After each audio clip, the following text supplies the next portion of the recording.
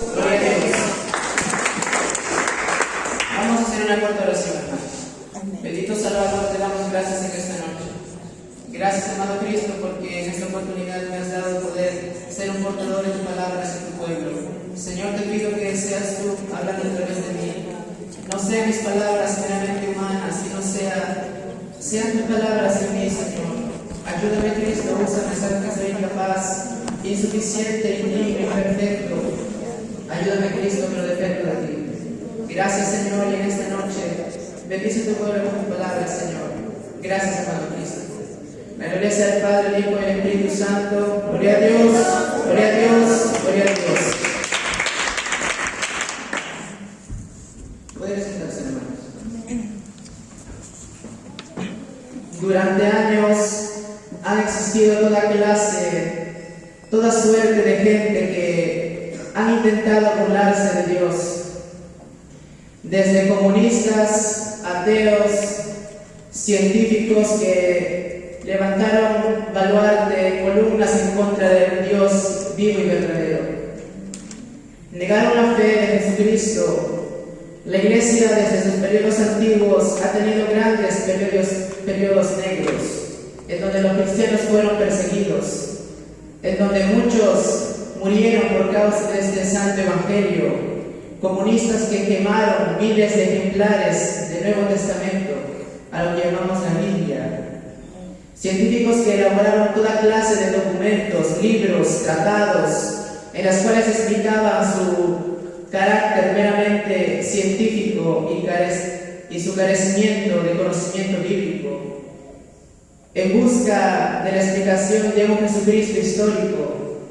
Pero muchos teólogos se enredaron en sus terminologías huecas y en sus vanas interpretaciones y sutilezas. La Biblia dice que Dios odia el orgullo, y Jesucristo en Mateo capítulo 23, en el versículo 12, podría leer sus Biblias, dice: el que se enaltece será humillado, y todo aquel que se humille será enaltecido. Que usted y yo siempre busquemos humillarnos, como dice el apóstol Pablo: humillaos debajo de la poderosa mano del Señor, y Él os exaltará. En 1966, un cantante de la banda Los Beatles, llamado John Lennon, recorría su fama, su inmensa fortuna con su banda y dijo: nuestra banda es más conocida, yo soy más conocido, soy más famoso que Jesucristo. No pasaron semanas en uno de sus conciertos, un fan se levantó y de entre el público le disparó en la cabeza. En 1962, Marilyn Monroe, en una de sus audiciones, Billy Graham se presentó, y cuando le dieron parte en el micrófono, él dijo: estoy aquí porque he sido enviado por el Espíritu de Dios a predicarte a ti, Marilyn Monroe. Y Billy Graham terminó su sermón mientras Marilyn Monroe le escuchaba, y al final Billy Graham le preguntó qué es lo que haría al respecto con el Evangelio de Jesucristo. A lo que Marilyn Monroe le respondió y le dijo: yo no necesito a tu Jesús. Una semana después la encontraron muerta en su hospedaje debido a una sobredosis de droga. Los que hicieron el estudio para saber verdaderamente cuál fue su muerte dijeron que se trató de un suicidio. Usted se da cuenta qué clase de gente que ha intentado burlarse de Dios, pero la Biblia dice que de Dios no se burla nadie. Gálatas capítulo 6, el versículo 7 y 8 dice: no os engañéis, Dios no puede ser burlado, pues todo lo que el hombre sembrare, eso mismo segará. Si usted siembra para la carne corrupción, usted cosechará pecado. Pero si usted siembra en el Espíritu, del Espíritu segará vida eterna en Cristo Jesús. Había un caso también en los jóvenes de Brasil, en las cuales iban en un auto. Eran aproximadamente 5 o 6 jóvenes, más de lo que un auto pequeño normal podía llevar. Y una de estas jóvenes llegó a casa antes de salir con sus amigos a recoger algunas cosas, y entró a la casa y le dijo: madre, me voy. Y su madre le dijo: antes que te vayas, cuando regreses, ¿podrías traerme una bolsa de huevos? Y su hijo le respondió, pero madre, ¿no ves que estamos aquí apretados y no cabemos más en este auto? Si gustas, pondré el huevo en la cajuela y pase lo que pase, tendrá que pasar. Y su madre respondió, bien, hija, vaya con Dios. Y esta, antes de cerrar la puerta, volteó y dijo, solo si Dios va en la cajuela, porque en el auto no hay espacio para Dios. Y en esa misma hora ocurrió un terrible accidente. Los 7, los 6 o 5 jóvenes que estaban allí, todos murieron de una forma increíble. No sobró absolutamente nada del auto, salvo la cajuela donde estaban los huevos. Dios estaba en la cajuela. ¿Cuántos alaban el nombre del Señor Jesucristo?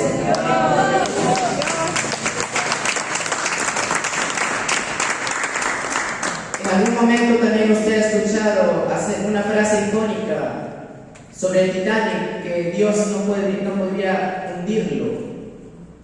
Muchos afirman que esto lo dijo el dueño del Titanic, cuando en realidad no fue el dueño, fue el diseñador del Titanic, el que hizo el plano de la construcción. Así como esta Biblia fue hecha por una imprenta, la Biblia que usted tiene fue hecha por una imprenta, pero usted la compró y ahora es el dueño. Así lo mismo sucedió con Titanic. El que desarrolló el plan de construcción del Titanic dijo, ni Dios podría hundir este barco. Ellos creían que este gigante marítimo era insumergible. Y esto ocurrió en 1909. La construcción del Titanic duró 3 años, desde 1909 hasta 1912. Entonces, ¿qué ocurrió ante esa afirmación? En un viaje de este gigante marítimo llamado el Titanic, que partía desde Inglaterra rumbo hacia Nueva York, ¿qué ocurrió? Dios puso en el camino un iceberg gigante de 30 metros sobre el nivel del mar, y calculan que debajo del mar se escondía el verdadero peso del iceberg, aproximadamente 200.000 toneladas. Y cuando chocaron con ese iceberg, el barco se partió a la mitad. Muchos se justificaron tratando de decir que no vieron realmente nada, que apareció de la nada, cuando otros, que fueron mucho más sinceros, dijeron que lo habían visto, pero era demasiado tarde. ¿Cuántos alaban a Dios?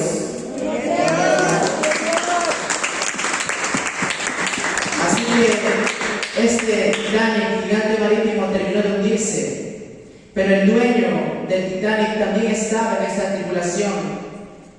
El diseñador del Titanic se llamó Thomas Andrews, y el dueño de este Titanic, el que lo compró después de su construcción, se llamó Bruce Ismay.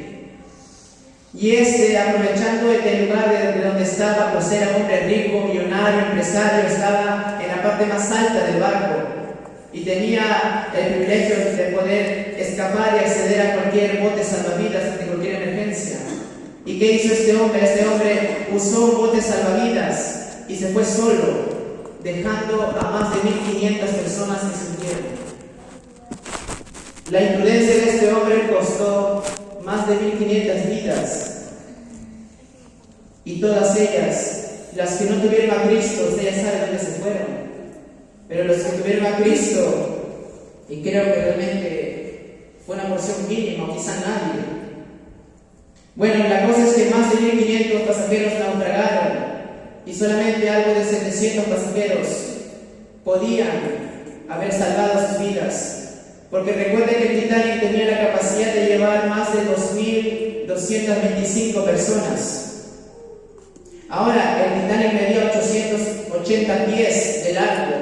Esto vendría a ser 270 metros. Medía 28 metros de ancho, 53 metros de largo, con una capacidad, como se la mencioné, de más de 2.000 personas. Pero aún con todo este gigante barco populoso, popular, uno de los primeros barcos más grandes de la historia de haberse construido, fue derribado por Dios. Porque recuerde que usted o nadie se puede burlar de Dios. Hoy en día la gente trata de burlarse de Dios como si se tratara de un simple hombre, cuando Dios no es así. Y lo vemos continuamente cuando alguien le dice a una persona que no tiene a Cristo que acepte a Cristo, porque el mensaje del Evangelio es sencillo, es buenas noticias para ti. Dios te ama, Cristo murió en la cruz y quiere salvarte. ¿Salvarte de qué? Salvarte de la muerte en condenación. Y entonces, ¿qué hace la gente? La gente lo rechaza. Ni que nosotros estuviéramos ofreciendo droga en este lugar para que la gente rechace a Jesucristo. Porque para rechazar a Jesucristo hay que estar realmente endemoniado. Hay que estar bajo una posesión de Satanás, porque nadie que tiene los sesos en su lugar, como alguien dijo alguna vez, rechaza a Jesucristo, porque Él es el único quien les puede dar la vida eterna, y fuera de Él no hay otro Dios. ¿Cuántos dicen gloria a Dios? ¡Gloria a Dios!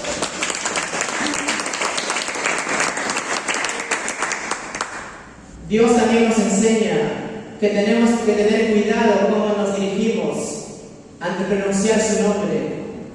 ¿Sabe por qué? Recuerden lo que le pasó a Hugo Chávez. Hugo Chávez maldijo a Israel y Dios lo pudrió. Desde las entrañas para afuera Dios lo pudrió. ¿Sabe por qué? Porque el profeta dice, sus mismas palabras se convertirán en profecía para ellos. Y el apóstol Pedro dijo, si quieres ver días buenos y quieres tener larga vida y no morir antes de tiempo, refrena tu lengua del mal. ¿Y qué hizo este hombre? Este hombre maldijo a Israel. Y Dios lo pudrió de las entrañas para afuera. ¿Cuántos dicen gloria a Dios?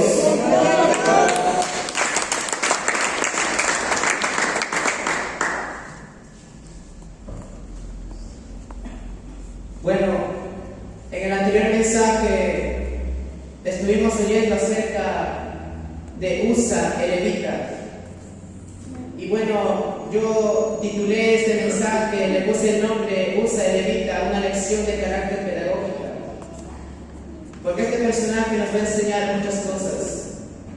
Y la vez anterior solamente pude tocar un punto y espero tocar los 7 puntos en esta oportunidad.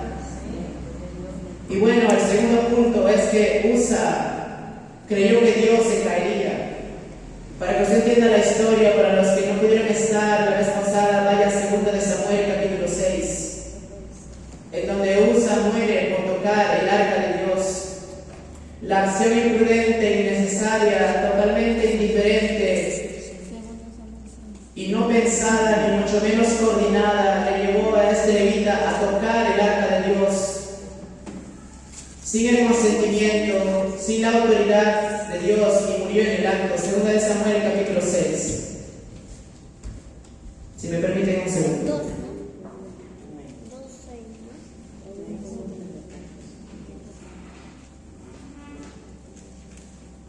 Segundo de Samuel capítulo 6. Entonces Usa se olvidó que Dios le había sacado de Egipto, porque el Dios que lo sacó de Egipto con mano fuerte por medio de Moisés fue el Dios de los dioses, Jehová de los ejércitos. Entonces Usa creyó que Dios se caería, o que el arca de Dios se caería. Mire, hermano, Dios no se cae jamás. Las religiones, las instituciones, las organizaciones y los hombres se caen, pero Dios no. Dios jamás se cae. La Biblia dice en Salmos capítulo 125, verso 1, que los que confían en Jehová son como el monte de Sión, que no se mueve, sino que permanece para siempre. Y si un monte, una cosa creada por Dios, va a permanecer para siempre, ¿cuánto más el Creador que la hizo? Gloria a Dios. Malaquías capítulo 3, el versículo 6 dice, porque yo, Jehová el Señor, no cambio y este es mi nombre. Esa es la inmutabilidad de Dios, que no cambia, no muda. Dios no es como el camaleón que hoy está verde y mañana está azul. Apocalipsis capítulo 1, el verso 8 y Apocalipsis 22, verso 13, dicen una misma esencia de la palabra, en que Jesucristo se manifiesta al apóstol Juan y le dice, yo soy el alfa y la omega, el principio y el fin, el primero y el último. Porque para creer que un Dios todopoderoso se caería, entonces estamos negando los atributos de Dios. ¿Cuántos aquí al menos saben un atributo de Dios? A ver, por aquí las mujeres, menciónenme un atributo de Dios. Amén. Por aquí los varones, lo que no hayan dicho las mujeres, dijeron omnisciente, omnipotente, omnipresente, amén. Faltan, bueno, en el estudio hemos llegado a 6, ¿verdad? Infalible, inmutable, infinito, alfa y omega, ¿verdad? Entonces, ¿qué significa cada uno de ellos? En el mensaje anterior pudimos ver qué significa cada uno de ellos, pero quiero repetirlo. Entonces, cuando hablamos de un Dios omnipotente, ¿de qué clase de Dios estamos hablando? De un Dios todopoderoso. Salmos capítulo 33 habla que Dios hizo los cielos y la tierra por el aliento de su boca, simplemente por la palabra. Él hablaba y las cosas decían. Él hablaba y las cosas eran creadas. Él no necesitaba tomar algo creado para hacer algo.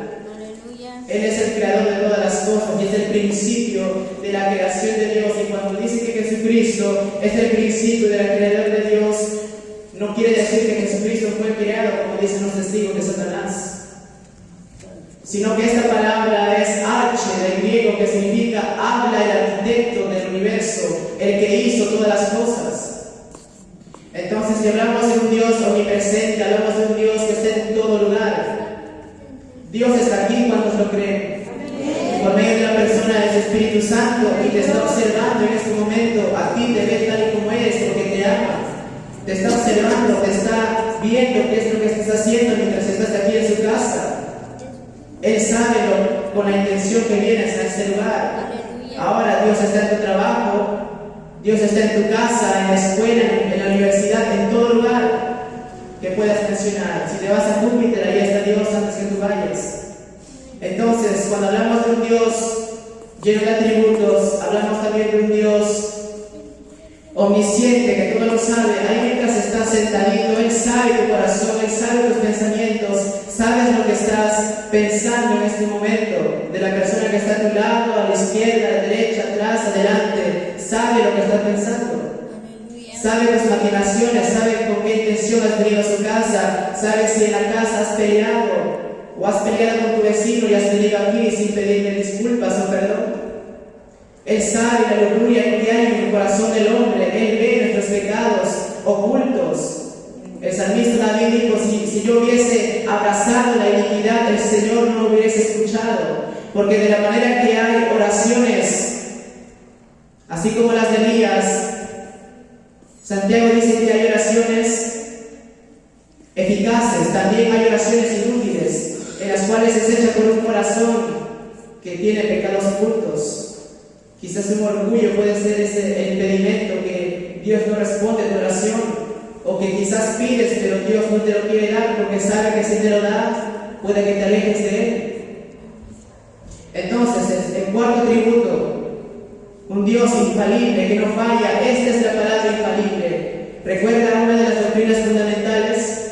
Creemos en las Sagradas Escrituras como única regla infalible de fe y de conducta.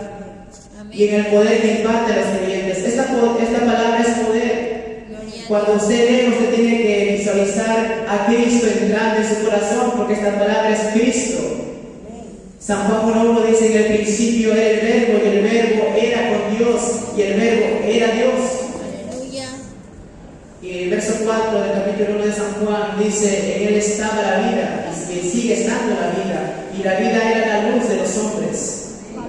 Entonces, cuando hablamos también de un Dios infalible, hablamos de un Dios inmutable que no cambia, como te dije hace un momento.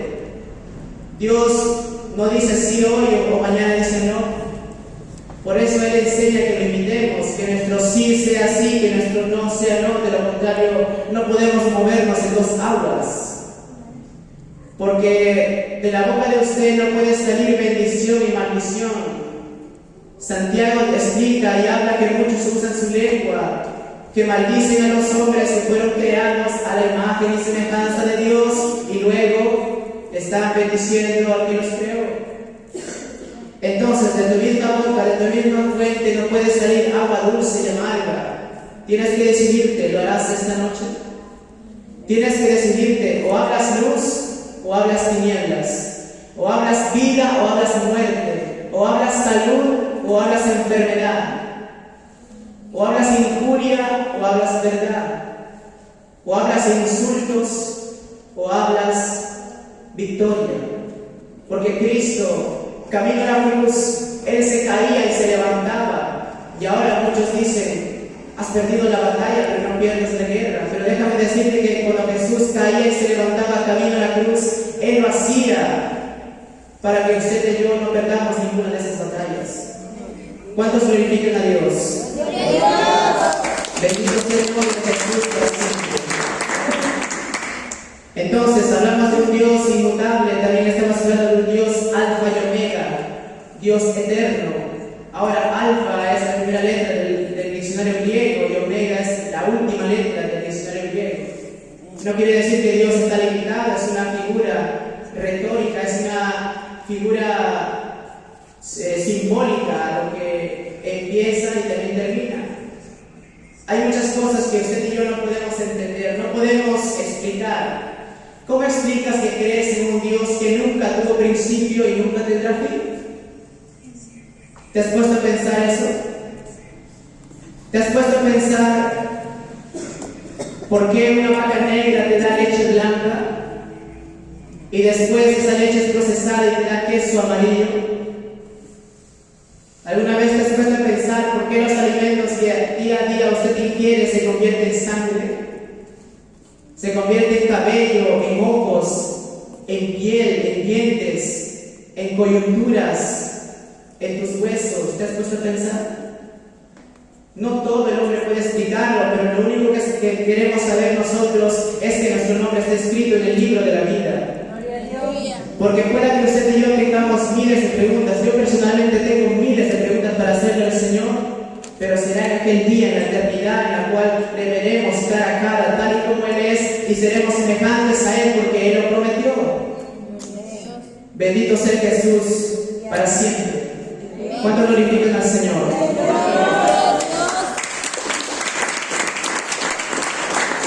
Dale un abrazo a tu hermano y dile: Dios no se cae ni se caerá jamás.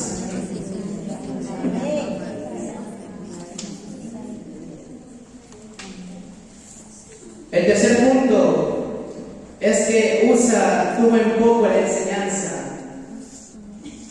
Usa tú en poco la enseñanza. Miren, hermanos, él como levita, linaje, Arcurnia de Aarón, estaba completamente obligado a conocer las leyes judías, sacerdotales. Sin embargo, no guardó la doctrina que había recibido. Y se pregunta por qué. Quizás se dormía, así como muchos aquí. Tenían en foco la palabra del Señor, o quizás no asistieron en ese día porque tenían mucho trabajo, quizás no asistieron porque tenían que atender al esposo, a la esposa. No digo que está mal. Y si usted cree que he dicho que eso está mal, vaya a Eclesiastés capítulo 3, cuidado que todo viene a su tiempo. Entonces, conocer las Escrituras es parte de nuestra fe y compromiso al Señor. ¿Recuerda la historia de Jesús y su tentación en San Mateo capítulo 4? El diablo le tentó a Jesús, pero ¿qué hizo Jesús? Él no se puso a discutir con él, no se puso a debatir con él, ni tampoco le dijo: Pedro, anda, tráeme mi Biblia, que no me enseñe un texto. Jesús no dijo eso. Ni siquiera lo enfrentó con su poder divino que él tenía. No, él no hizo eso, él citó las Escrituras. En la primera vez le dijo: escrito está que solamente de pan vivirá el hombre. En la segunda oportunidad, ¿qué le dijo? Que a sus ángeles mandará para que estén cerca de ti. Y a la tercera, cierra con broche de oro y le manda. Y le dice: no tentarás al Señor tu Dios y a Él solo servirás. Entonces, Salmo capítulo 119, el verso 9 y 11 dice: en mi corazón he guardado tus dichos para no pecar contra ti. No dice en mi hígado, no dice en mi cerebro, no dice en mi vaso sanguíneo, no dice en ninguna otra parte del cuerpo, en tu corazón, porque tu corazón es el centro de tu alma que vivirá para siempre, ya sea en el infierno o en el cielo. Y el verso 11 o el verso 9 dice: ¿Con qué limpiará o con qué hará el joven limpio su camino? Con guardar tu palabra. Jesús dijo en San Juan 8:32 y 36 que esta palabra tiene poder, porque conoceréis la verdad y la verdad os libertará, y si el Hijo de Dios os libertare, seréis completamente libres. San Juan capítulo 5, verso 39 dice: escudriñad pues las sagradas escrituras, porque en ellos parece a vosotros que se encuentra la vida eterna, y son ellas las que dan testimonio de mí. Aleluya. San Juan capítulo 17, verso 17 dice: Padre, santifícalos en tu verdad, tu palabra es verdad. Gloria a Dios. San Juan 14:6 dice: yo soy el camino. Jesús diciendo: la verdad y la vida, nadie viene al Padre si no es por mí. Mateo capítulo 4, verso 1, ya lo explicamos, la tentación de Jesús. Solo la Biblia satisface nuestra alma, porque nuestra alma tiene una necesidad espiritual. A tu alma no puedes darle pollo broster, a tu alma no puedes darle pollo a la brasa, aunque quisieras. A tu alma no puedes darle un surtido de verduras, por más natural y saludable que parezca. Recuerdo una oportunidad, mientras estaba en el internado, tuve la oportunidad de leer un libro. Y déjenme decirle que este libro está hecho por una mente corrompida, por una mente incapaz de entender a Dios, por una mente vana. Y el título de este libro se llama Los Mandamientos del siglo XXI, hecho por el autor, escritor español Fernando Savater. Y recuerdo que estuve conversando con mi hermano Cristian acerca de este libro y yo le decía: oye, este escritor dice, Dios, ahora defiéndete tú, yo hablaré contigo y tú me contestarás a mí. Desde que empecé a leer cómo se expresaba este hombre en este libro, ya me hacía una imaginación de qué se trataba, de qué iba a tratarse. Y este hombre le cuestionaba a Dios y le decía: ¿por qué necesitas que nosotros como seres humanos te amemos? ¿Acaso te sientes tan solo en tu trono como dicen los religiosos? ¿O te sientes tan solo, tan falta de amor tienes que necesitas que nosotros te amemos? Fíjese lo que escribía este Fernando Savater. Hermanos, Dios no necesita de nadie.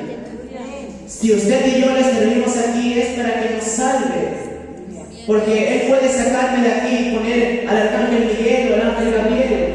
Pero ¿por qué quiere que nosotros trabajemos? Para que pueda tener el derecho de salvarnos. Porque Dios detesta lo que es la ociosidad. Y Él quiere que nosotros como seres humanos le sirvamos de una libre y espontánea voluntad. Aleluya. Verás, Dios nunca quiso que el hombre se enfermara y muriera, ni mucho menos sufriera.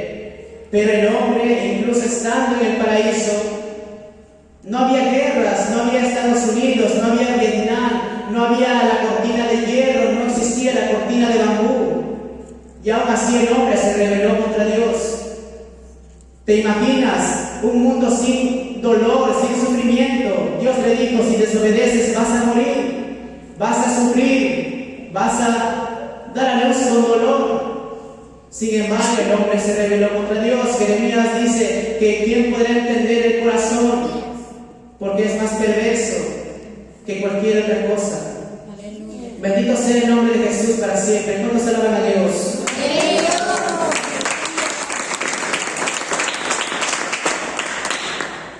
Usted y yo necesitamos de todo el mundo, de everything, de todo el mundo necesitamos, usted y yo. Pero Dios no necesita de nadie. ¿Sabe por qué es bueno aprender los textos? Porque es una parte de nuestro compromiso al Señor. Porque así como Jesús le citó la Escritura, así también usted, cuando se encuentre en una tentación, usted le va a citar la Escritura. Pero hay de aquellos quienes no se aprenden textos, no se aprenden pasajes de la Biblia. Esto no es un periódico, esto es la ética de Dios, es la moral de Dios para el hombre. Es el testamento, es la carta de amor de Dios para el hombre. Porque si lees la Biblia de tapa a tapa, de Génesis a Apocalipsis, vas a encontrar encontrar la historia de amor entre Dios y el hombre. Verás, Dios siempre ha tratado de atraer el hombre a sí mismo para que le sirviese. Pero aún así, con todo, el hombre se rebeló contra Dios. Otro de los mandamientos que Fernando Sabater quiso actualizar era el no matarás. Y le vuelve a preguntar en sus enunciados y le dice: ahora tú me responderás a mí la siguiente cuestión. ¿Tú qué enseñas? ¿Tú qué dices? No matarás, y por causa tuya han muerto más de miles y millones de gentes. ¿Te imaginas? Se lo vuelvo a repetir. Este hombre dijo: tú qué dices, no matarás. Tú matas, y por ti han matado muchas más personas que han existido en el mundo. Ahora, en la Biblia encontramos muchos sacrificios de sangre, muchas guerras, mucha sangre. Muchos estudiosos han llamado que es el libro de la sangre, porque desde principio a fin, tanto en el Antiguo Testamento se ven guerras de imperios mundiales. Pero ¿por qué Dios permitía o entregaba a los pueblos, ya sean egipcios, sirios, babilónicos, los persas, griegos, romanos, a la matanza? Como te expliqué hace poco, Dios nunca quiso que el hombre muriera. El hombre eligió morir y sufrir por su propia voluntad. Así como usted alguna vez estuvo aquí y le dijeron no lo hagas, así también Dios le dijo a Adán: no lo hagas, morirás. ¿Se imagina? Aún con todo eso el hombre se rebeló contra Dios. Ahora, ¿por qué Dios mataba? Bueno, en realidad Dios no mataba, Dios permitía por causa del pecado. Dios permitía que la gente pasara esos periodos negros por el pecado. Ahora bien, ¿cuántos alaban a Dios?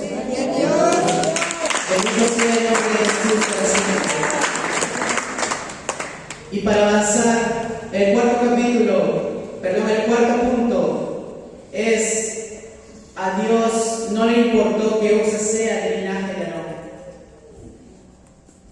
A Dios no le importó que Usa sea el linaje de Aarón. Verás, Dios no tiene favoritos. Así seas hermano del apóstol Pablo, así seas descendencia del apóstol San Juan, quien recibió el Apocalipsis, Dios no tiene acepción de personas. La palabra de Dios es para todos aquí, desde el más pequeño hasta el más anciano, hasta el más longevo. Verás, Él murió por mostrar irreverencia ante Dios. Murió por su propio pecado, pues Dios no tiene favoritos. Verás, podrás ser hijo de un ministro, hijo de evangelista, hijo de profetas, hijos de pastor, pero eso no te atribuye, no te da crédito, ni mucho menos derecho y autoridad a acceder a la salvación, porque la salvación, ya sea tu padre o ya sea tu madre, Él se salva por su propio esfuerzo. Yo me esfuerzo no para que todos a mi alrededor se salven. El esfuerzo es personal. Usted elige, así como Adán eligió la muerte, porque verás, Satanás tentó y le dijo a Eva, a nuestra primera madre le dijo: verás que Dios os ha dicho que pueden comer de todo árbol del huerto. Si usted se fija bien, él estaba intentando entrar en una conversación con Eva, cuando la Biblia dice: no deis lugar al diablo. No le des flecha a Satanás, dale una pulgada y él tomará un pie. ¿Cuántos glorifican al Señor? Gloria a Dios.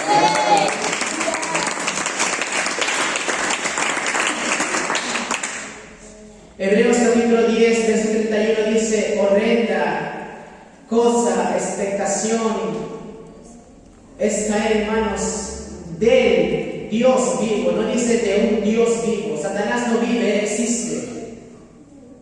Satanás no vive, él existe, pero Dios sí vive. Y Jesucristo dijo en Mateo 28, 18: todo el poder me ha sido dado en el cielo y en la tierra. Filipenses capítulo 2, verso 12. ¿Qué es lo que dice? Filipenses capítulo 2, verso 12. Vamos a entrarlo todos juntos, hermanos. Ubiquen en sus Biblias, por favor. Filipenses capítulo 2, el verso 12. Aleluya. Amén. ¿Cuántos se encontraron? Amén. Amén. Dice la palabra del Señor: por tanto, amados míos, como siempre habéis oído, no como en el principio, no como en mi presencia solamente, sino mucho más ahora en mi ausencia, ocupaos en nuestra salvación con temor y temblor. Verás, creo que esto puede sonar muy cansado, pero déjeme decirle que usted no tiene por qué escuchar lo siguiente. Verás, cuando se va el pastor a la obra con un hermano, con hermanos, siempre se ha visto la decadencia en la asistencia en este lugar. Te preguntarás por qué. Porque seguro el pastor se llevó al Espíritu Santo. O seguro el pastor se llevó al Señor Jesucristo. Se llevó la sanidad quizá. Quizás se llevó la presencia de Dios. Él como siervo y ustedes y nosotros todos como hijos de Dios tenemos la presencia de Dios. Pero ¿qué tenemos que hacer? Tenemos que avivar ese fuego, ¿no? Hebreos capítulo 10, verso 25 dice: no dejando de congregarse como algunos tienen por mala costumbre. Entonces, es necesario que usted, después que haya aceptado a Cristo, se congregue. ¿Por qué? Porque el pastor o el líder que está al frente le va a usted discipular, le va a enseñar que tiene que bautizarse, que tiene que casarse, si está en convivencia.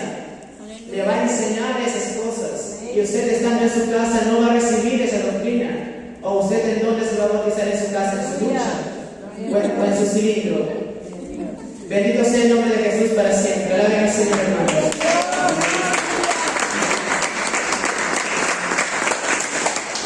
Bien, para avanzar, el punto número 5 es que una de las cosas, Usa pensaba más en las cosas terrenales.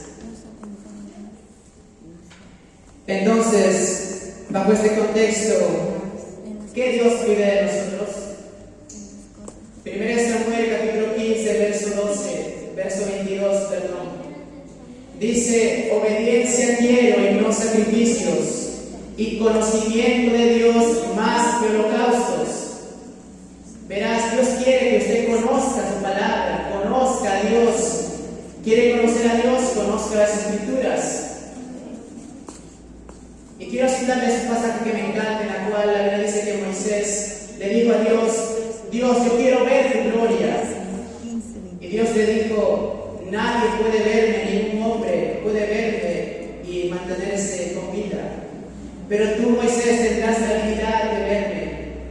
Entonces Dios tomó a Moisés, lo escondió en la roca, en la peña, en figura de Jesucristo. Lo escondió en la roca, en la peña, y pasó Dios. Y Moisés dijo: he de ser muerto porque vi las espaldas de Dios. En realidad, Dios no tiene espaldas porque Dios es espíritu, pero vio las espaldas de Jesucristo. ¿Te imaginas? Primero, ¿quieres ver a Dios? Escóndete en la roca que es Cristo. ¿Quieres conocer a Dios? Escóndete en la roca que es Cristo. ¿Cuántos alaban a Dios?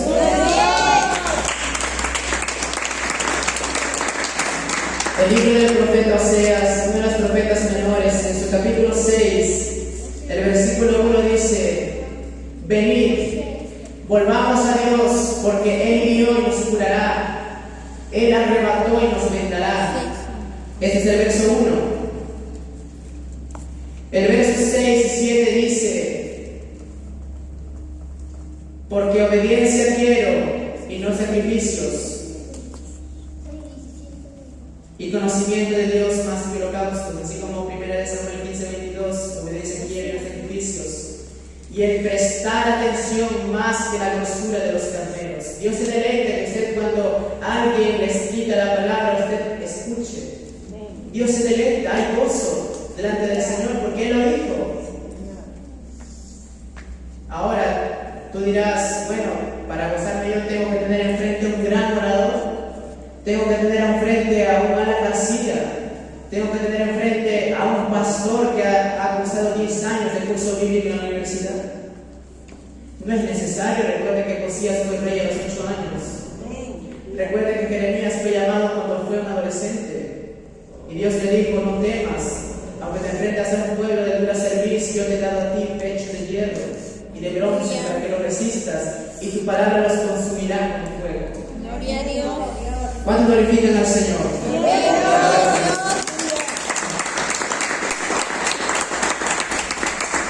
Usa pensaba más en las cosas terrenales. ¿Recuerda la palabra del Sembrador, Mateo capítulo 13?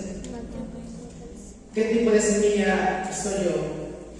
¿Qué tipo de semilla es usted? ¿Se ha preguntado alguna vez? En esta noche lo puede decidir. Si es la que cayó en buena tierra, en pedregales o en espinos, o junto al camino. Ahora, Usa era el tipo de personas, o el tipo de corazón de Usa era el que cayó entre espinos. ¿Sabe por qué? Porque él, a pesar de estar en coinonía religiosa con los demás sacerdotes, él pensaba más en las cosas terrenales. Y no hay peor terreno que el de la semilla que cayó entre los espinos. ¿Por qué? Verás, Dios te manda a congregarte en la iglesia, pero quizá por tu trabajo no lo haces. Dios te manda a congregarte todos los días, pero quizá algunas circunstancias te aquejan, te acosan. El diablo es el acosador, él te va a tratar de poner tropiezos, pero no dejes de congregarte, hermano. Entonces, la semilla que cayó entre espinos, el Señor Jesús explicó, no tenemos que fabular, no tenemos que sacar ideas o hacer investigaciones tremendas, ¿no? Porque él mismo lo explicó en el capítulo.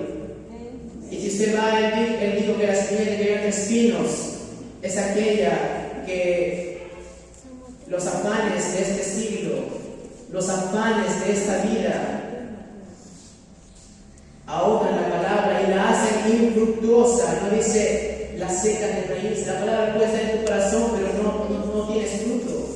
¿Te has preguntado por qué? Porque quizá eres, con mucho respeto, una de esas semillas que cayó en espinos.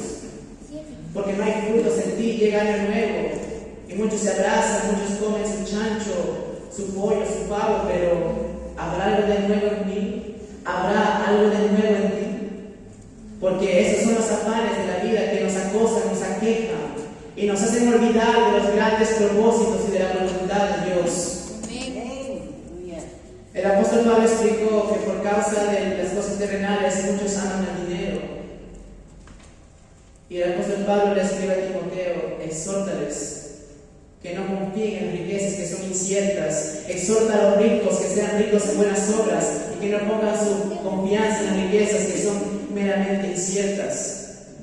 Y también le aconseja y le escribe porque raíz de todos los males es el amor al dinero, los cuales muchos por amor al dinero fueron causados de grandes dolores y se apartaron de la fe. Sigue así poco a poco descuidándote y verás el resultado en tu propia vida. Dejarás de orar, ya no orarás como de costumbre, ya no orarás en las noches como lo hacías, ya no ayunarás, ya no amarás a tu esposo como lo hacías de costumbre, o lo hacías porque tenías el Espíritu de Dios. Ya no podrás, ¿por qué? Porque los afanes de este siglo están ahogando la palabra que ha sido sembrada por años en tu corazón. ¿Cuántos glorifican al Señor?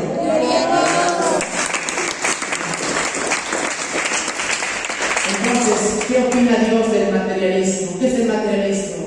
Bueno, su propio nombre lo dice, materialismo, que se centra en primer lugar en las cosas materiales. Primero de Timoteo, capítulo 6, el verso 10. Como le dije en el texto de antes, el apóstol Pablo recalca que a raíz de todos los males es amor al dinero, los cuales por amor al dinero fueron desposados de muchos dolores y se apartaron de la fe. No hay cosa más peor que el materialismo, porque te ahoga, te afana en aquello que no aprovecha. Verás, Dios quiere que dejes aquello que te afana, aquello que te hace olvidar de sus promesas, aquello que te hace dejar de orar en las madrugadas, aquello que te preocupa tanto que ya no puedes ni dormir. Ojalá yo me preocupase tanto como orar. Ojalá yo me preocupase tanto para congregarme todos los días. Entonces, el materialismo para Dios es nefasto. Y usted dirá, Richard, ¿qué es nefasto? Bueno, el apóstol Pablo te lo explicó. Raíz de todos los males, eso es nefasto. Raíz de todas las desgracias. qué crees que muchas veces en familia nos enfermamos? Porque empezando desde las cabezas, que son los padres, están más centrados en las cosas materiales. No estoy aquí para decirte vete al infierno, sino vete al cielo. Entonces, ¿qué estamos haciendo con el Evangelio que Cristo nos ha entregado? Estamos dejando que el materialismo nos afane de esta vida, ahogue la palabra y la hacen infructuosa. Tú puedes estar aquí y verás, oír de buena gana. Recuerda que Juan el Bautista, mientras predicaba a Herodes, le decía la verdad en la cara y Herodes le escuchaba de buena gana. Usted aquí puede escuchar de buena gana, pero saliendo de las puertas se olvidó. Simplemente se olvidó porque, como siempre acá ponen ejemplos, no son como el lagarto que metes un palo por sus oídos y pasa por el otro. Verás, Dios no te hizo así, Dios te puso orejas para algo. Bueno, para avanzar, el sexto punto, hablaremos sobre la decisión que tuvo el rey David. Entonces, transportar el arca fue un desastre completo, porque hicieron lo contrario a lo establecido. ¿Sabes por qué? Porque al parecer David ya no leía las Sagradas Escrituras, por eso actuó bajo el desorden. ¿Sabes por qué? Porque en Números capítulo 4, del verso 1 al 20, ahí explica quiénes podían transportar el arca verdaderamente. Números capítulo 4, del versículo 1 al 20, ahí explica quiénes verdaderamente podían cargar el arca, y David no tomó en cuenta eso, parece que se lo olvidó. Billy Graham alguna vez dijo: cuídate cuando tienes tiempos libres. ¿Recuerdas a David cuando tuvo tiempos libres y salió a la azotea y vio a Betsabé desnuda? Entonces, que usted y yo nos cuidemos cuando tengamos tiempo libre, que no desaprovechemos. Yo sé que usted tiene un devocional diario, usted lee la Biblia diariamente, porque no creo que usted no lo haga. Creo que usted ora diariamente, porque ese es su devocional. Verás, el diablo va a tratar de impedir tu devocional diario. Va a tratar de afanarte, así como Marta, va a tratar de poner disturbios en tu corazón, hasta va a usar a tu hijo, a tu hija, a tu hermano, a tu padre, o a tu madre, a tu misma familia. Miqueas dijo: no confiéis en príncipe. El capítulo 7, si no me equivoco, vamos a buscarlo. Miqueas, capítulo 7. Bendito sea el nombre de Jesús para siempre. Miqueas capítulo 7 dijo, el versículo 5: no creáis en amigo ni confiéis en príncipe. De la que duerme a tu lado, cuídate, no abras la boca. Porque verás, el hijo deshonra al padre, y la hija se levanta contra la madre, y la nuera se levanta contra su suegra, y los enemigos del hombre son los de su casa. Pero que usted y yo digamos, así como dijo el profeta Miqueas en el versículo 7: mas yo a Jehová miraré, esperaré al Dios de mi salvación, el Dios mío me oirá. Aleluya. Dios oye. ¿Cuántos creen que Dios oye la oración? Amén. En la mañana, después de venir de trabajar en el campo, más de las 8 para desayunar en mi casa, me topé con 3 testigos de Jehová y me dijeron: joven, queremos hablar contigo. Yo les acepté. Y bueno, ellos dejé que hablaran acerca de lo que tenían que hablar. Y luego yo les dije esto, hasta que llegó un punto en el que una de las 3 palabras de más: vamos, ¿qué hacemos aquí? Vamos. Ya no querían estar ahí. Y me decían: mira, yo no creo, joven, lo que se está diciendo. Pero ¿cómo no vas a creer que Jesús es Dios? ¿Cómo no vas a creer que el infierno es real? Haya ustedes, pero yo cumplí decirte la palabra del Señor y se fueron. Y bueno, en mi mente había una voz, no estoy diciendo que era Dios, pero esta voz me decía: Dios nos ha llamado no para ganar discusiones, sino para predicar el Evangelio. Amén. ¿Cuántos alaban al Señor? Gloria a Dios. Entonces, ¿por qué Dios no permitió que llevasen el arca a Jerusalén? Porque el carro en donde lo llevaban estaba hecho por los enemigos de Dios, los filisteos. Verás, el carro fue hecho por los filisteos. Entonces Dios es un Dios limpio, puro y santo. Él dijo: sed pues santos, como yo soy santo.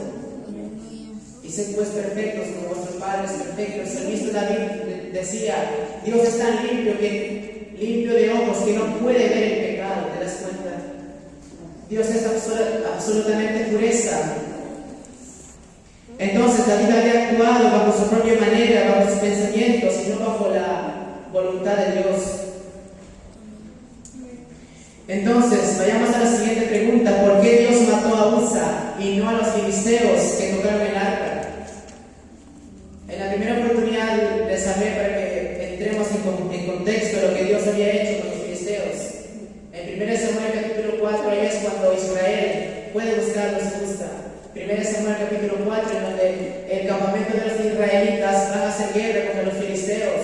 Y los israelitas empezaron a perder y a morir.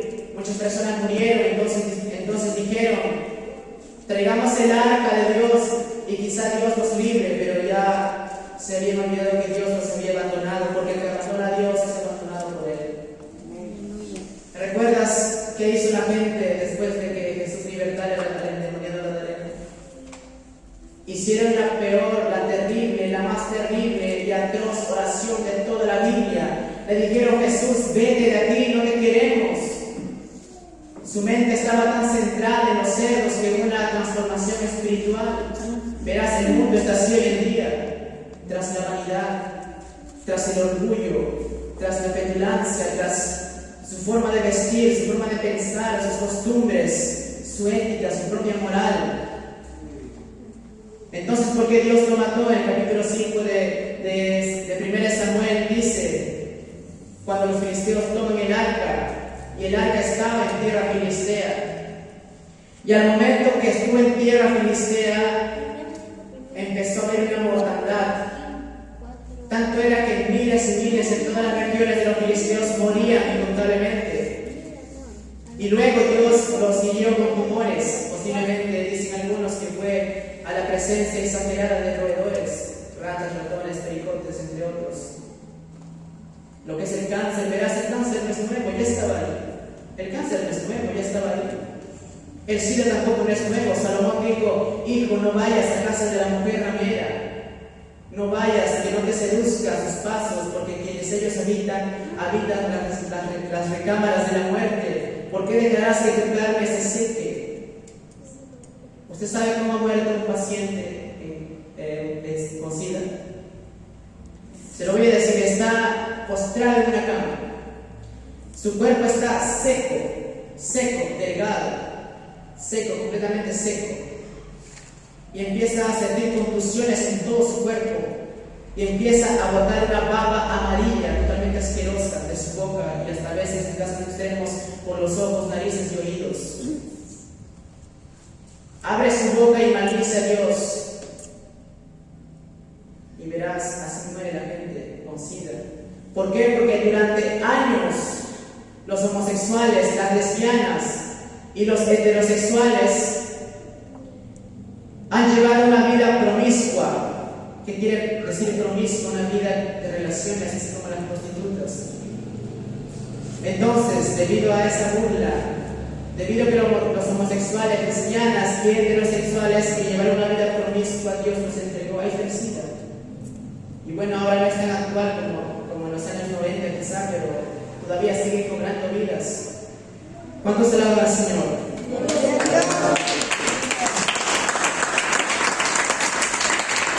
Hay tiempo todavía, vamos a acabar. Verás, ¿por qué Dios no mató a los filisteos quienes tocaron el arca? Porque ellos se lo llevaron. En el capítulo 5 también una de las cosas que más son más resaltantes y más impactantes para mí es que cuando los filisteos se llevaron el arca, lo pusieron en el templo de su Dios. ¿Cómo se llama su Dios? Amén, Dagón. Estuvieron atentos en la vez anterior. Su Dios Dagón. Y lo pusieron junto a él. En la primera oportunidad, al día siguiente fueron y Dagón estaba postrado ante el arca. Y así ocurrió hasta el segundo día. Pero al tercer día, Dagón estaba decapitado, sus brazos, piernas, su cabeza estaban tendidos en el suelo como si fuera una basura frente al arca de Dios.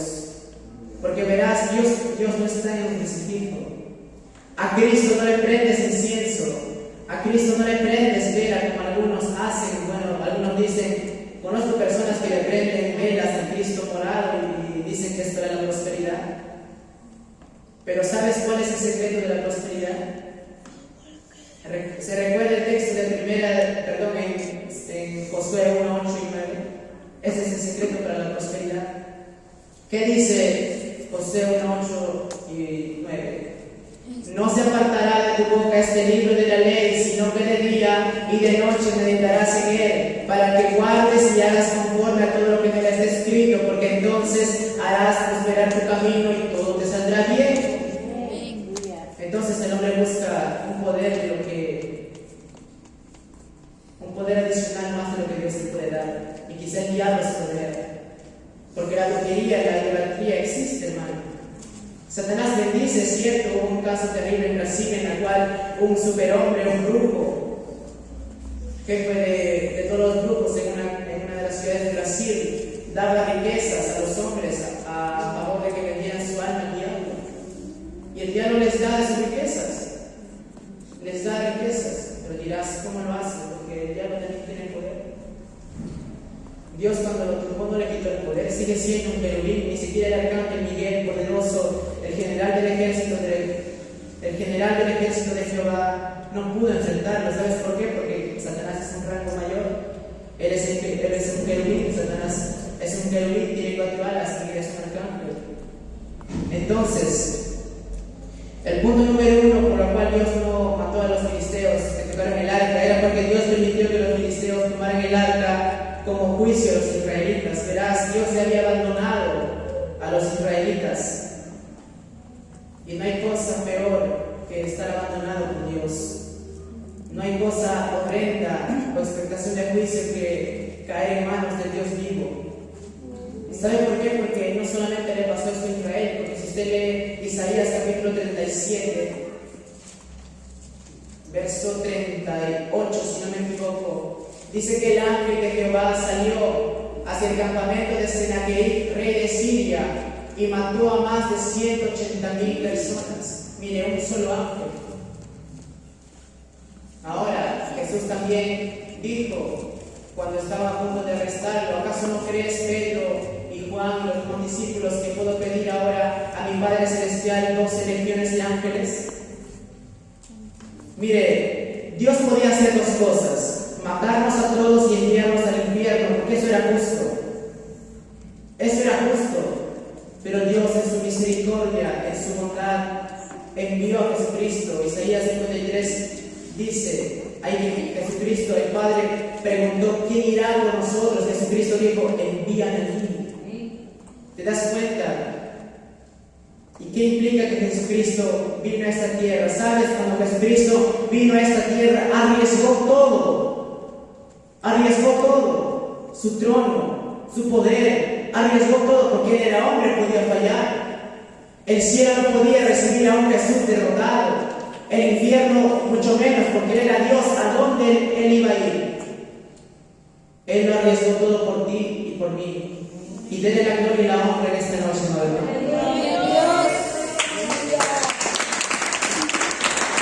Entonces, luego de ese maní, Jesús dijo, ¿acaso no puedes entender que mi Padre puede darme más de 12 legiones de ángeles? 72,000 ángeles estaban con las espadas desenvainadas para acabar con toda la humanidad. Si Jesús en ese momento abría su boca y decía, mándenos a todos al infierno, los ángeles lo hacían. Pero Dios puso en nosotros el pecado, puso de todos nosotros el pecado en Cristo Jesús. Y bendito sea Dios y bendito sea Jesucristo, que no abrió su boca, sino fue llevado delante de sus matadores como el cordero que enmudeció, y delante de sus trasquiladores sin hablar ni una boca. Pilato le decía, ¿no ves lo que te insultan? ¿No ves lo que hablan en contra de ti? Y el escritor, el evangelista, dice que los falsos testimonios que daban con Jesús, ninguno concordaba. Y Pilato le preguntó, ¿qué es la verdad? No te respondo porque no eres de los míos. ¿Sabes por qué Jesús, después de su resurrección, no se le pareció a Pilato, a Herodes o a los demás? Porque ellos algún día lo verán y serán en el juicio final. Lo verán en el juicio final, y tú y yo lo veremos también, pero que usted y yo no lo veamos en el juicio final como juez, sino como Salvador. Bueno, no quiero entrar en el tema del juicio final, sino que en el segundo punto dice: el propósito de Dios con el arca de Israel en tierra de los filisteos era demostrar su poder entre los pueblos extranjeros, pues ellos sufrieron muerte, como dije, sufrieron mortandad de millares y millares de filisteos, pues su deidad, el dios Dagón, el principal dios de los filisteos, fue humillado al hacerse ceñidos frente al arca. Verás, en mis tiempos libres yo lo aprovecho a veces escribiendo sermones, y ahorita ya estoy por acabar uno de los sermones. Y este sermón que estoy escribiendo ahora se llama Las 10 plagas de Egipto desde el punto de vista científico, y en alguna oportunidad se los compartiré. Verás, cada plaga humillaba a cada dios de Egipto. Bueno, es solamente un adelanto de lo que vendrá más adelante. Entonces, número 3. El arca del pacto había estado al cuidado de la familia de Usa por muchos años, del linaje de Aarón. Sin embargo, al momento de llevar el arca a Jerusalén, los responsables ignoraron las órdenes del Señor, como decía en Números capítulo 4, e hicieron todo a su manera. Se da cuenta, el rey David hizo algo a su manera y costaron vidas, costó caro. El séptimo punto: Dios quiere bendecirnos como Obed-Edom. Y al final de toda esta terrible situación, David tuvo miedo y envió a reposar el arca de Dios en la casa de un tal Edom Geteo. Y la Biblia dice que esta arca del pacto, arca de la alianza de Dios con Israel, estuvo 3 meses en la casa de Obed-Edom, y Dios bendijo los 3 meses a Obed-Edom. Entonces Dios quiere bendecirnos así. Si la presencia de Dios mora en ti y en mí, estamos de bendición. ¿Para qué pedir más? ¿Para qué pedir carros? ¿Para qué pedir casas? ¿Para qué? No estoy enseñando que el conformismo es bueno, no. No estoy diciendo que la sociedad tampoco es una buena manera de escapar de nuestras responsabilidades, tampoco es un derecho. Entonces, Dios creó al hombre y le dio una porción mínima de su naturaleza. Verás, los testigos de Jehová, con los que hablé en la mañana, no creen que Jesús es Dios. Y me dijeron, joven, al inicio me dijeron: tú puedes orar porque la oración es hecha para toda la creación de Dios. Y yo le dije: no, estás equivocado.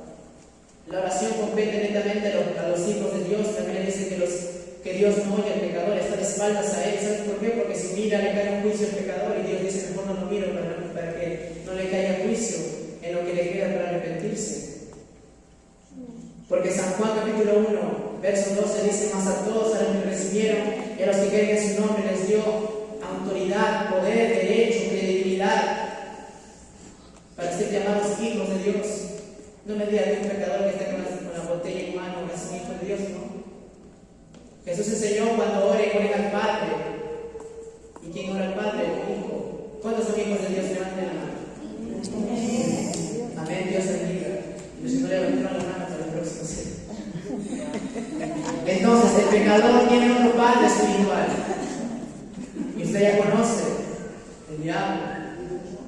Y nosotros tenemos un padre espiritual que es Cristo Jesús. Entonces, el deseo de Dios es que el hombre sea atento del Espíritu Santo, como dice en Santiago capítulo 4, verso 5. Vamos a leer este pasaje para ya entrar a la conclusión de este pasaje.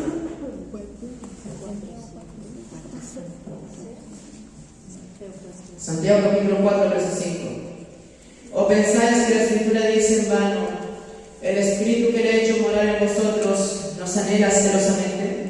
Pero Él da gracia, por eso dice: Dios resiste a los soberbios y gracia a los humildes. Como se dijo al inicio, Dios odia el orgullo. Y Dios quiere que usted y yo seamos templo del Espíritu Santo. Entonces, ¿te has preguntado la presencia de Dios mora dentro de ti? ¿Cómo lo sabes? Vaya a casa con esa pregunta.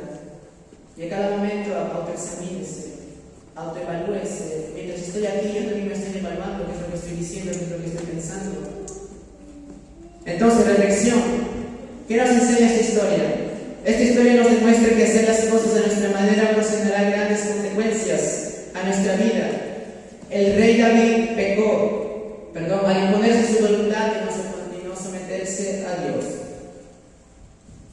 Conclusión: bajo toda esta burbuja mencionada, el castigo de Usa tuvo un carácter pedagógico para mostrar al pueblo de Israel y a nosotros que las cosas de Dios no se pueden hacer a nuestra manera, sino con reverencia, orden y sobre todo dejar que Dios fluya, se mueva en el asunto.